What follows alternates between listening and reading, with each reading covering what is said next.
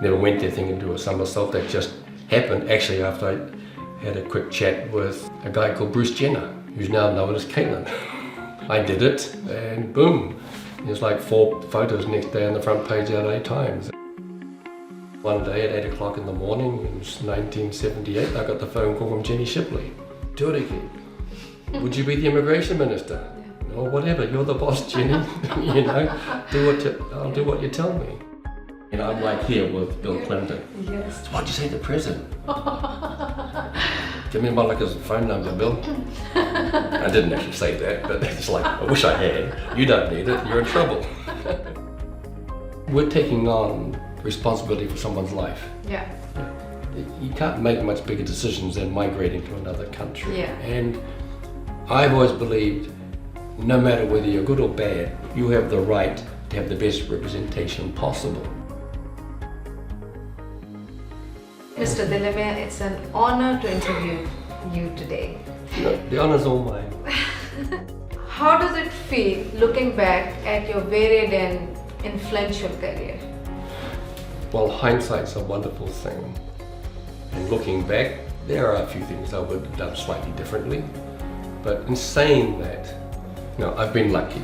I've had doors open for whatever reason, and so I've been lucky. I'm blessed in what's happened. I was lucky. I had, a smattering of athletic talent and got scholarship offers to the USA, Yes. which I took. Mm-hmm. And certain things happened there, and like the somersault. Never went there thinking to do a somersault. That just happened actually after I had a quick chat with a guy called Bruce Jenner, who's now known as Caitlin, because he did it. And I went through the philosophy, the mechanics of it, the biomechanics, the better way to jump. And I did it in the LA Coliseum at the Pacific Championships, and boom, there's like 4 photos next day on the front page of LA Times. And so I milked that. But from there, I went to West Point, got my master's there, paid for by the US taxpayer, because I was in the US Army. And things fell in place. Politics happened because I got a phone call like 2 in the morning from Winston.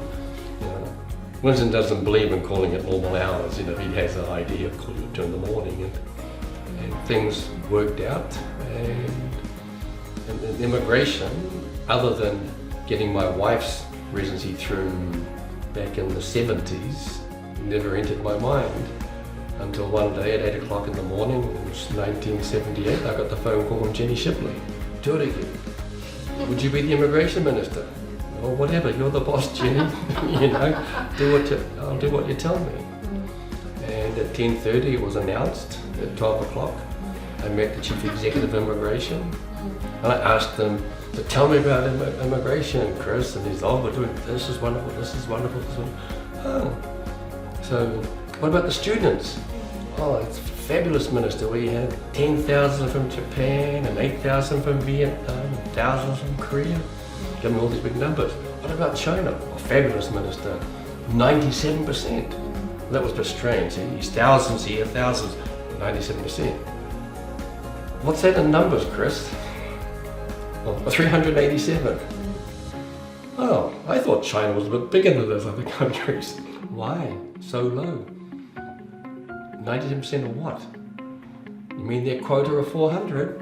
Oh yes, Minister. So what's the quota for America? What's the quota for Japan? There is no quota, just China. Get rid of it. It's racist, it's discriminatory.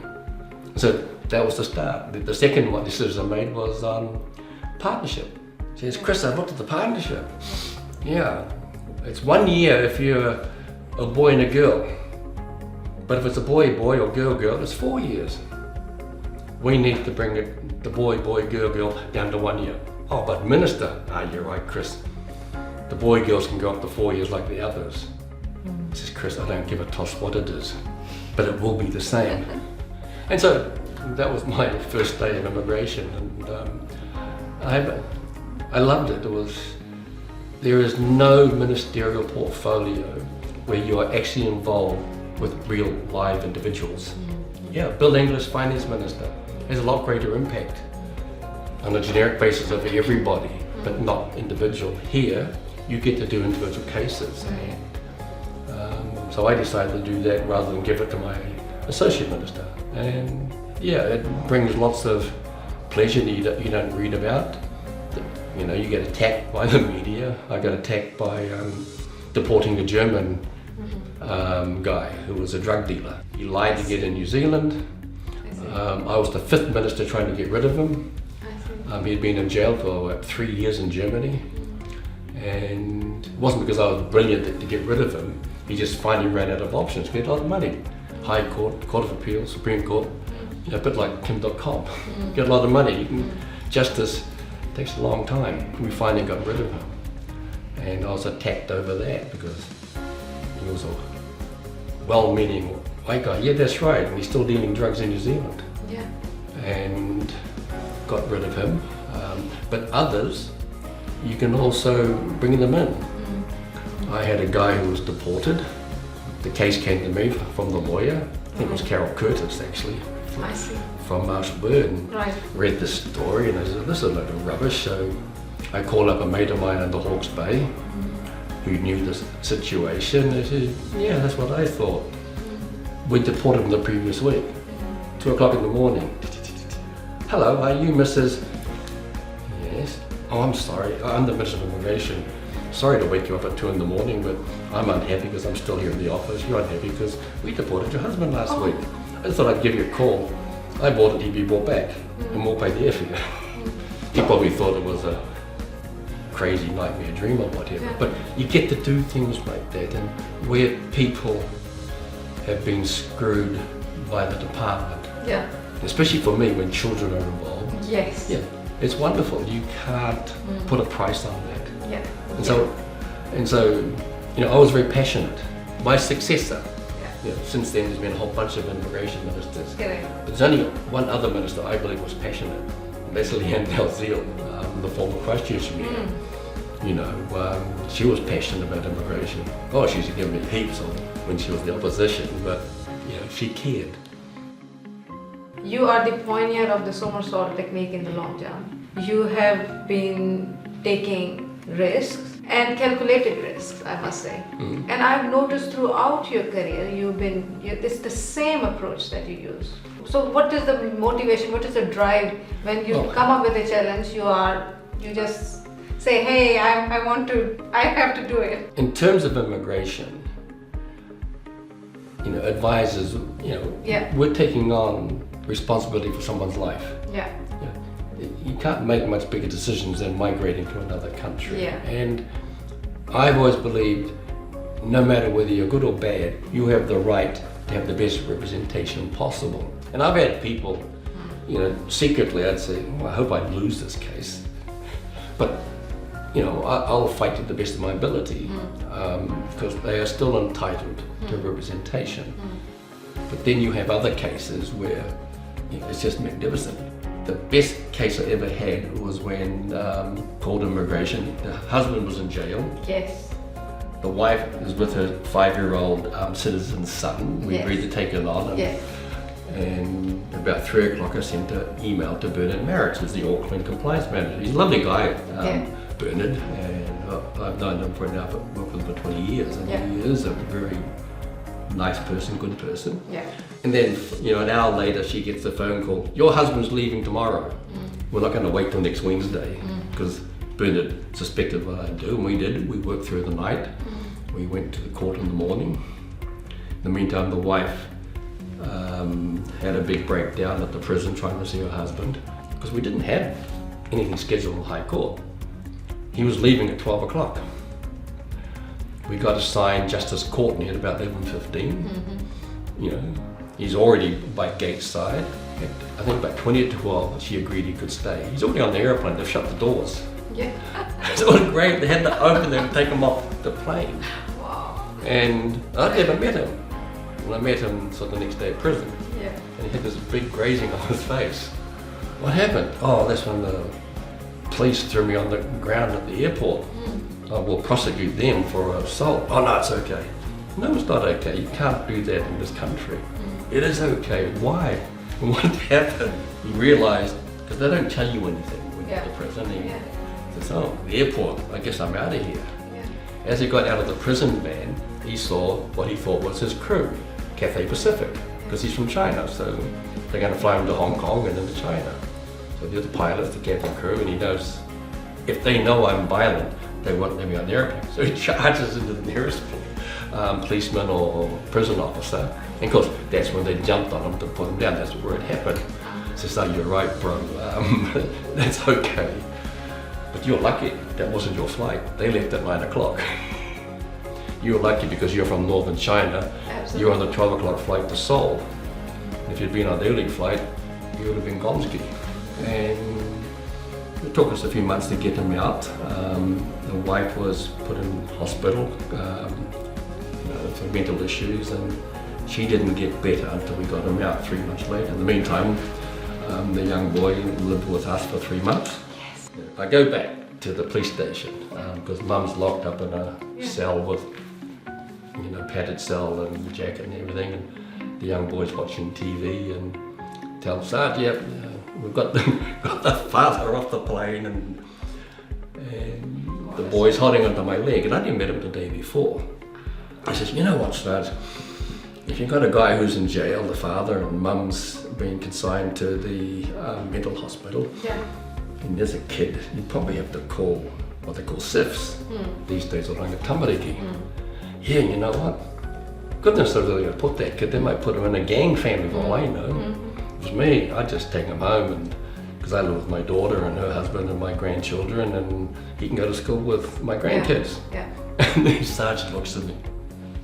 "What kid are you talking about?" And he's holding onto my leg, and so and you can't put a price on those. Most of it's all pro bono. Amazing. So I've read about it, and I really wanted you to talk about it, and thank you for sharing it again. It's so wonderful and so interesting.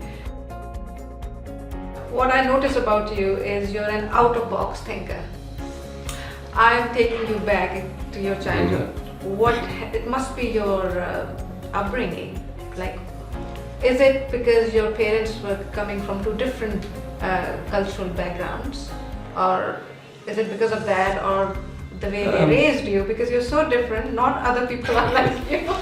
I have to ask this question. Well, my mum immigrated from the US on the 2-year free travel, got a taste 2 years, and she was planning to go back after 2 years.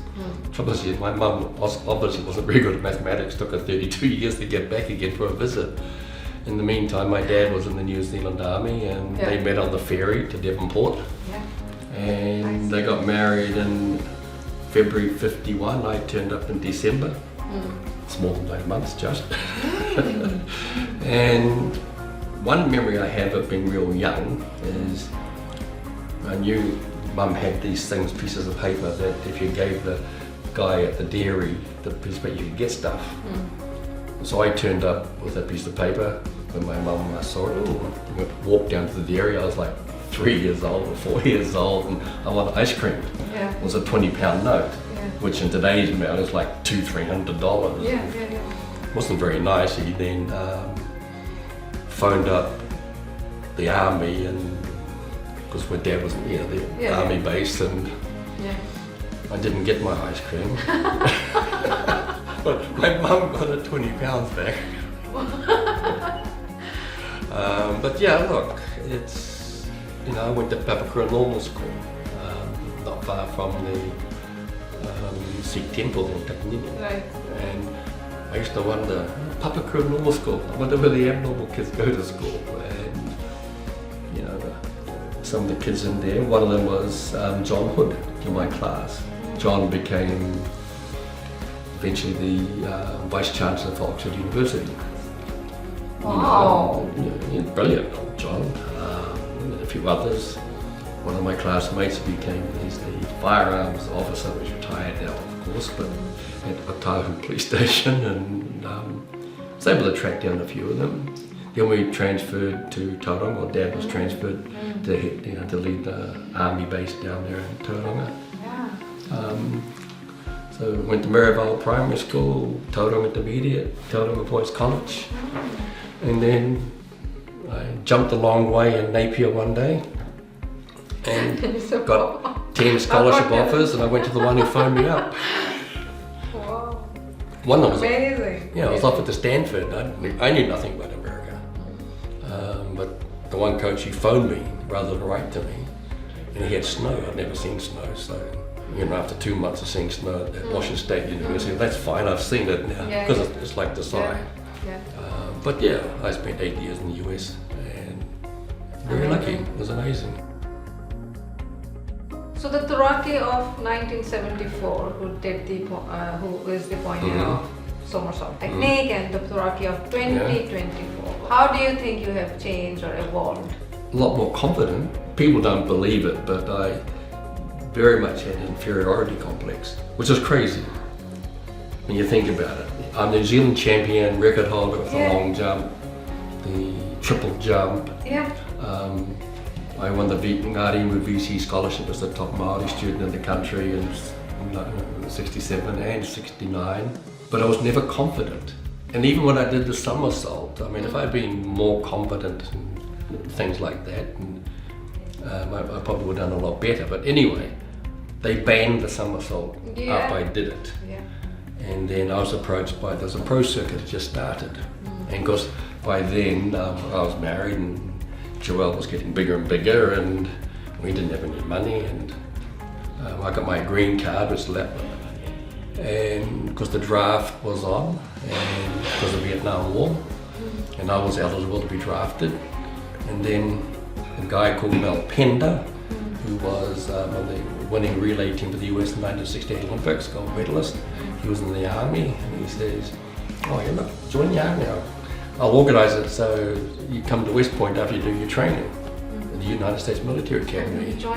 So, because he was on the pro circuit as well, so he got me in the pro circuit, got me in the military. So it's called being the right place at the right time. A bit like the politics. I happened to be in the right place at the right time and became a cabinet minister straight off the street, just because we changed our system in 1960 MP. You can't. It's hard to believe.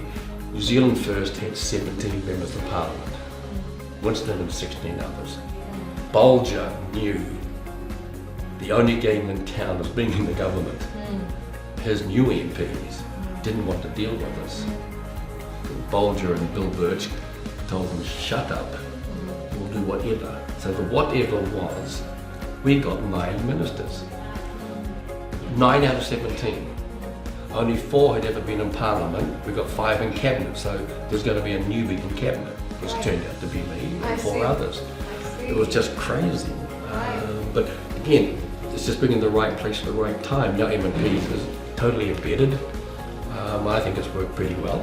You don't have to agree with Winston or Seymour, the Greens or whatever, but New Zealand hasn't fallen down the toilet, so to speak, and I quite like it because I don't like where a single party is like Muldoon had, Prime Minister Muldoon back in the 80s, complete total dominance and control. I mean, Muldoon was a dictator, elected democratic dictator, but nevertheless, that's what he was, and you can't have that now. I find that better, everyone gets an opinion. When I walked out on Winston in 98, I had no idea what I'd be walking into. I just knew I'm not putting up with this stuff. I don't agree with what Winston's up to and doing. So I walked. That was on Friday. Just me. And it was crazy. And then on Monday, and I had no inkling of this at all, Tau Henare and 7 others walked as well. So all of a sudden, New Zealand first has gone from 17 to 18 down to 8. And it was a big deal, and Tau and I, Jenny Shipley, kept us on as ministers because she needed the numbers. And that's when she made me immigration minister. And then she fired me as immigration minister. She didn't fire me on the other portfolios I had, but 2 days before the election on the Thursday, she called up and says, "You gave residency to 22 Chinese." Yeah, that's right, Jen. I think 12 to mainland Chinese, 10 to Taiwanese Chinese, because they were going to invest in Māori land projects, 2 projects. You had to have $1 million each. Collectively, these 22 people only had 16 million, I think it was. So I've been mulling over it for 2 or 3 months. And it says, stuff it. Māori cannot get funding for projects on Māori owned land. I wouldn't land on Māori owned land, it's not collateral. But these guys are willing to do it. We as a government kept telling Māori, stop growing gorse and dope on your land, make it productive, but they couldn't get funding. I said, I got the authority, I'm going to approve it. The department was outraged. Right. You know, I mean, this is these mongrels who are running the department. They went to the Prime Minister and she called me up and says, you have to rescind it. Yeah, well, Jenny, first, that's illegal. I have the legal right to do that. And you do not have the legal right to pressure me. If you want me to resign, I will. Then you can get someone else to do it. But I'm not going to do it because it's good for the country. So she never called me back. But then about 2 hours later, I'm on the bus with Tamaiti. And, you know, other crazy Māori radicals, because we're campaigning. And we're on, hey, Tame, tell the driver to stop the bus. What's wrong, bro? I'm going to Auckland. Oh, but we got a meeting in Telford. What are you doing? Well, I got a meeting on the home show tonight at 7 o'clock on the news. Why? I just been fired, bro. And they're all laughing. And so the next day, I am the full front page of everything. Yeah. And because I knew I was going to lose. I knew that. But from that time on, all the Chinese thought I was a martyr. So I started an immigration consultancy. I see. And gone from there. And where I think people have been wronged, Yes. then I've got their back. And that's quite simply, you know. And you just get wonderful cases where you feel so justified. Like the one recently with my Chinese lady, when the officer wrote to me and he says, you've been married for 5 years. You don't have a genuine marriage because you haven't got pregnant yet. I couldn't believe this. Yes. Are you absolutely. serious? And I wrote the letter there, told the officer, that's the most disgusting, offensive piece of literature I've seen in my 27 years. Copied the minister. Yes. Somehow my thumb slipped and ended up sending to the media as well. And because Erica Stanford, I know she was outraged, and Yeah. we sorted that out. Yeah. And now her husband's, you know, he's finally got residency. But yeah, I was literally, that would be the most appalling statement I've ever seen. And my client's 52, for goodness sake. And she'd actually gotten pregnant at 48 Yeah. and had a very bad miscarriage, which she had to be evacuated back to New Zealand because she was in Samoa at the time. As much as this client, she's lovely, drives me crazy. I'm just so happy for the couple. Last time when I came to your office, I noticed a picture of you and Bill Clinton. I loved it. Honestly, I loved it. So I think I would like to ask you about, if you can please share with our audience the context of the picture. Well, it was an interesting time for President Clinton back then because that was at the height of Monica Lewinsky. Seriously.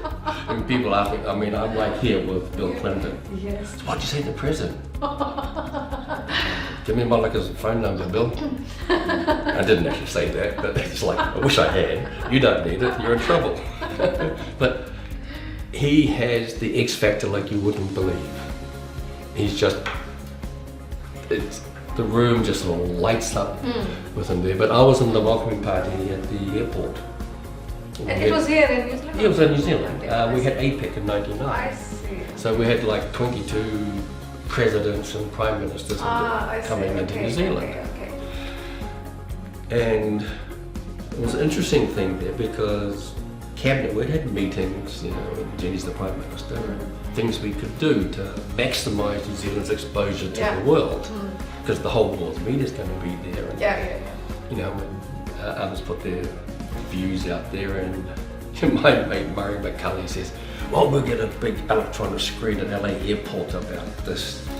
Well, I thought, well, there's a Murray, that'll cost at least 50 grand, and so you get a few people in LA see it, but there's 22 other countries, bro.